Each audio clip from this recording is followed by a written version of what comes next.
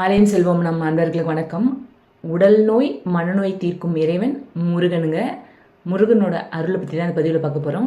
நிறைய கோயில்கள், முருகனோட நிறைய கோயில்கள் இந்த பதிவில் வரும். நீங்கள் எந்தெந்த கோயிலுக்கு போயிருக்கீங்கன்னு மறக்காமல் கமெண்ட்ஸில் சொல்லுங்கள். முருகன் அருள் திறன் மட்டும் கிடையாது, உடலில் ஏற்படும் நோய்கள் மட்டுமல்லாமல் உள்ளத்தில் ஏற்படக்கூடிய கஷ்டங்களையும் போக்குவாருங்க. மருத்துவங்களுக்கெல்லாம் மேலான மருத்துவர் தான் முருகப்பெருமான். ஒரு மருத்துவர் பலரறிய புகழ்பெற்ற மருத்துவராக வேண்டும்னா என்ன பண்ணணும்? அவர்கிட்ட நிறைய பேர் வைத்தியம் பார்க்க வருவாங்க.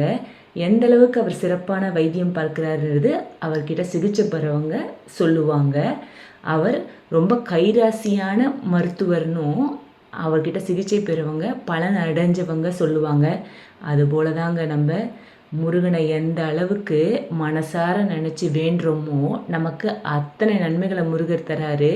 போயிட்டு முருகர் கோயிலில் வேண்டினவங்களுக்கும் முருக பக்தர்களுக்கும் தான் தெரியும் முருகன்கிட்ட எது கேட்டாலும் கிடைக்கும்னு. கூட நின்று எனக்கு துணை புரி முருகான்னு சொன்னால் அந்த விஷயம் முடிகிற வரைக்கும் கிடையாது. நம்ம வாழ்நாள் முழுக்கவுமே முருகன் நம்ம கூட இருந்து துணை புரிவார். ரொம்ப ரொம்ப அற்புதமான தெய்வம். நமக்கு ஏற்பட்டிருந்த குறைகளை செந்தில் ஆண்டவரிடம் நம்ம போய் சொன்னோன்னா செந்தில் ஆண்டவர் நமக்கு அத்தனை நன்மைகளை தராரு. போய் வியாழக்கிழமையில் திருச்செந்தூருக்கு போய் பாருங்கள். திருச்செந்தூர் கோயிலே நிரம்பி வழியும்.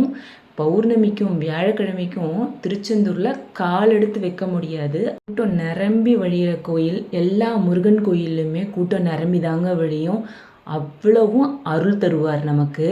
முருகனை நினைக்க நினைக்க முருகனை கண்டு உருக உருக மனம் உருக உருக அவ்வளவும் நமக்கு நன்மை தருவார். நீங்கள் முருகர் பக்தர்களை போய் பாருங்கள், அவ்வளோ கான்ஃபிடென்ஸ் இருக்கும். அவங்ககிட்ட பேசி பாருங்கள், எல்லாமே நல்லதாக தான் நடக்கும்னு சொல்லுவார். மனசில் ஒரு காரியத்தை எடுத்து நிறுத்தி, முருகா நீ எனக்கு செஞ்சு கொடு முருகா, நீ தாங்க முருகா அதை கூட இருந்து எனக்கு காப்பாற்றி கொடுக்கணும்னு நீங்கள் முருகர்கிட்ட சொல்லுங்கள். முருகர் அத்தனையிலையும் நமக்கு துணை புரிவாருங்க.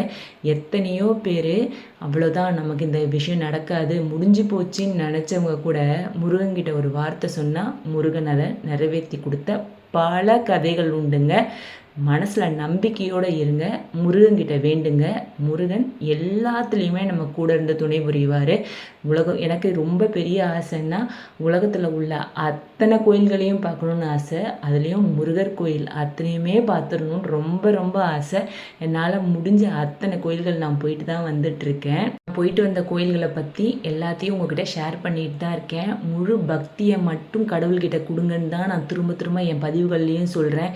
கடவுளுக்கு நான் அது செஞ்சேன் இது செஞ்சேன்றது ஒன்றுமே கிடையாதுங்க. கடவுள்கிட்ட நம்ம தான் வாங்கிறதுக்கு நிறைய இருக்கவே, நம்ம கேட்க தாங்க நிறைய இருக்குது. கடவுளுக்கு நம்ம கொடுக்கறதுன்றது எதுவுமே கிடையாது. மனசார அவரை நினைக்கணும் முழு பக்தியோட.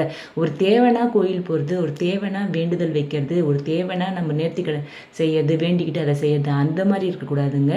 தேவை இருக்குது இல்லைன்றதெல்லாம் கிடையாது. எப்பயுமே மனசார கடவுளை நினைக்கணும். மனம் முழுக்க எப்பயுமே பக்தியோடு இருக்கணும்.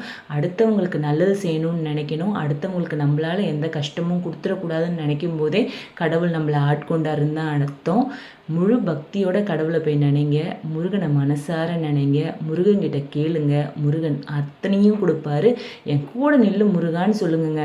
முருகன் நமக்கு கூட நின்று எல்லா நன்மைகளையும் செய்வார். இந்த பதிவில் திருத்தணி, பழமுதிர்ச்சோலை, திருப்பூரூர், வடபழனி, சென்னை KK நகரில் உள்ள திருச்செந்தூர் முருகன் கோயில், நம்ம திருச்செந்தூர்லேயே இருக்க திருச்செந்தூர் முருகன் கோயில், குரோம்பேட்டில் உள்ள குமரகுன்றம் முருகன் கோயில், கோயில்களுக்கெல்லாம் நீங்கள் போயிட்டு வந்தீங்க கமெண்ட்ஸில் சொல்லுங்கள். முருகன் அருள் எல்லோருக்கும் கிடைக்கட்டும். நன்றி, வணக்கம்.